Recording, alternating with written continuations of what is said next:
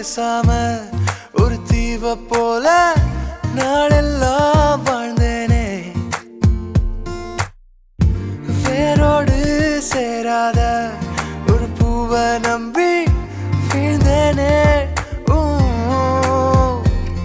அடி தன்னோட இறகெல்லாம் கண் முன்னே விழுந்தாலும் பறவைகள் தேடாதே. அடியானாலும் இறகுக்கு பறவையின் ஞாபகம் எப்போதும் போகாதே.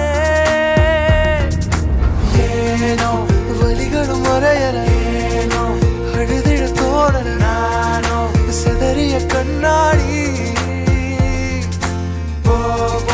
தனிமரம் நானடி, எனக்கு நீ யாரடி?